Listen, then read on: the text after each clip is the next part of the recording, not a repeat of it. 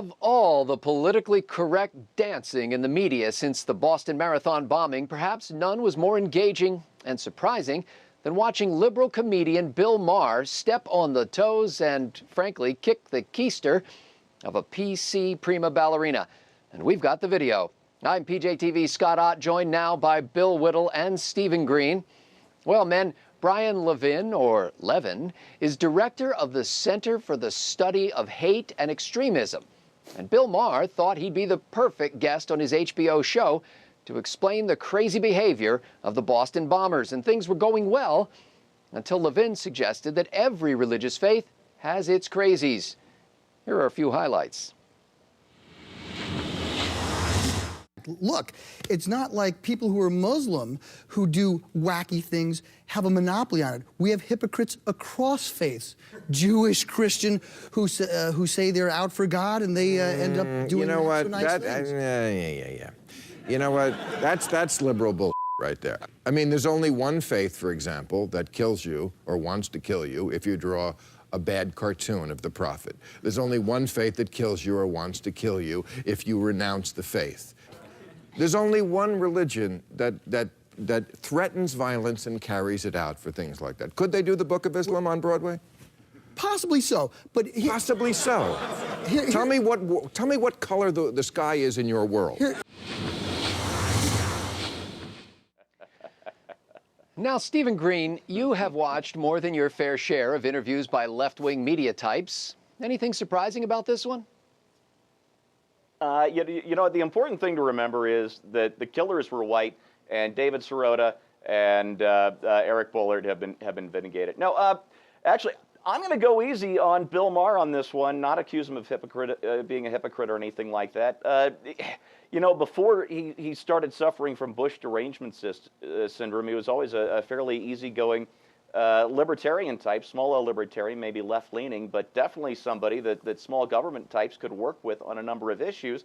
And it's good to see him apply that to something other now than hating George Bush or legalizing pot and dating strippers or whatever the heck else that he does. So yeah, Bill, welcome on board, Bill Maher. It's good to see you here. I'm just sorry it took 5 years of Barack Obama to get you to see the light. Well, Bill Whittle, just a couple of weeks ago, we had Bill Maher here warning California that high state taxes may chase him away. Now he's calling BS on another central tenet of progressivism, the doctrine of tolerance. What's gotten into him? I kind of agree with Steve. Bill Maher is one of the most wretched and vile people in the world. Jon Stewart is not one of the most wretched and vile people in the world, but both Bill Maher and Jon Stewart, even though they're shooting 97% of all their barbs one way, neither of those two guys are so blinded by their ideology that they're unwilling to take shots at their own team when they feel like they deserve them. Stewart will often criticize his own side when they do something really egregiously bad, but it has to be egregiously bad. And of course, anything that Republicans do is fair game for these guys. Bill Maher's cut out of the same cloth. Ultimately, I think it's a fundamental intellectual honesty that they have that somebody like Michael Moore would never show. There is a certain amount of independence to both of those guys in terms of these issues. And frankly, look, the world continues to change. It continues to cook. Bill Maher or that guy could have maybe got away with that statement on September 12th of 2001, but there's been God knows how many terrorist attacks, Muslim terrorist attacks since then. And it's just nonsense. It is just liberal BS. I'm glad he called him on it. And what's even more impressive is apparently he did it on the fly. I mean, at least Stewart has a teleprompter to work with, but Bill Maher did it from the gut, which was great. Steve, on a related note, our buddy Melissa Harris Perry over at MSNBC, you know, the lady who thinks we parents shouldn't be so possessive about our kids who really belong to all of society. Well, Melissa said that the religion of the Bomber Brothers had as little to do with the Boston Marathon massacre as does violence in a Ben Affleck movie. What color is the sky in her world, Steve?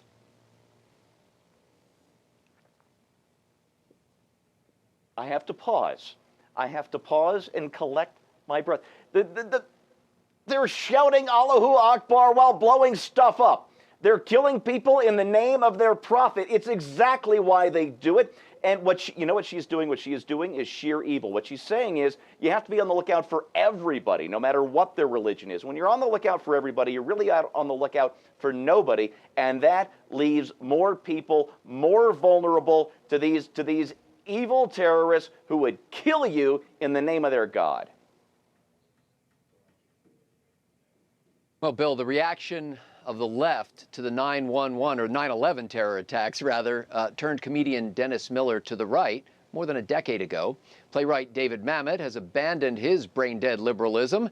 Could it happen again with Bill Maher? Yeah, I think it probably could, especially since he has such strong libertarian leanings. You know, there comes a point where I think you get it deep into the psychology of guys like Bill Maher. I think ultimately what drives Bill Maher is he's a contrarian.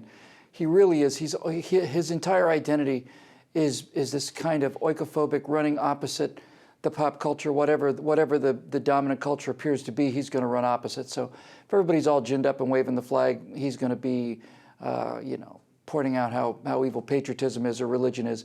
But if everybody is drinking the tea, you know, and everybody's, you notice I didn't say Kool-Aid. If everybody's drinking the tea and if everybody's sitting around saying something else that he perceives to be nonsense, I think he's just a born contrarian.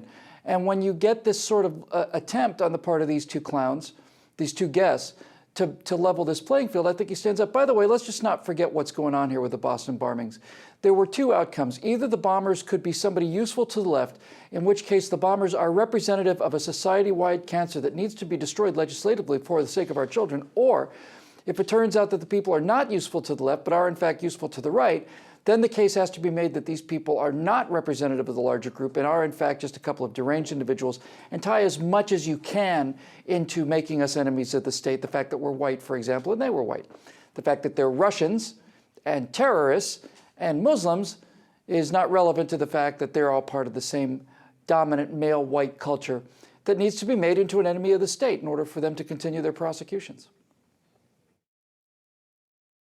Well, you know, when you can't say what you know to be true because you're afraid that someone might misconstrue it, you have no freedom of speech. When you're more concerned with how opponents will characterize you than with whether you're being honest, you are shackled and muzzled already. The beauty of our republic, with its Declaration of Natural Rights and its limitations on the power of the state, is that we can solve many of our own problems because we can be honest in diagnosing them. Surrender that, and you have totalitarian stasis, a political paralysis that stifles innovation, kills creativity, and puts every life in jeopardy. Kudos to Bill Maher for this flash of truth. Keep thinking, buddy. For Bill Whittle, Stephen Green, and the entire Trifecta crew at PJTV.com, I'm Scott Ott.